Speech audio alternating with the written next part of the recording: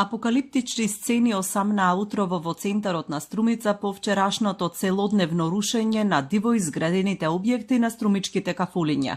Заградените тераси на јавните површини доброволно си ги отстрануваат дел од угостителите, а тие што правеле отпор ги рушеше екипа со механизација на комуналното предпријатие во присуство на општинска градежна инспекција и полиција. Вчера се срушија десетина објекти долж Струмичкото корзо и на Леблебиџиската улица, места познати по ноќниот живот и кафулињата. Градоначалникот Костадинов рече дека имале рок околу 2 месеца да реагираат и најголемиот број од угостителите досега ги отстраниле нелегално поставените објекти. Дел од угостителите пак се обидуваат да поттикнат промена на правилниците за користење на јавна површина и тие до последно се надеваат дека ќе успеат, но такво нешто не се случи.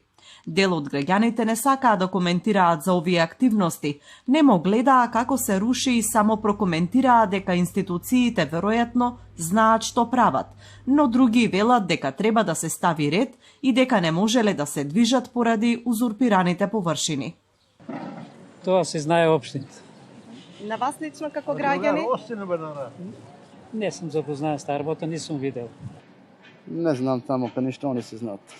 Не ви пречат на корзото тука? Не пречи на мене, ама они се знаат најдобро. Па зашто ти пречи?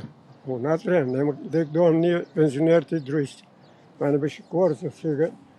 Нек се работа не додека му убаво неколку што му дозволено. Мој институција наплезни у општествено земјиште и направи многу лошо. Рушењето на бесправно изградените објекти во Струмица следува по трагедијата во Кочани, кога владата преку надлежните министерства, а потоа и општините, нареди вонреден инспекцијски надзор за работата на дискотеките и угостителските објекти.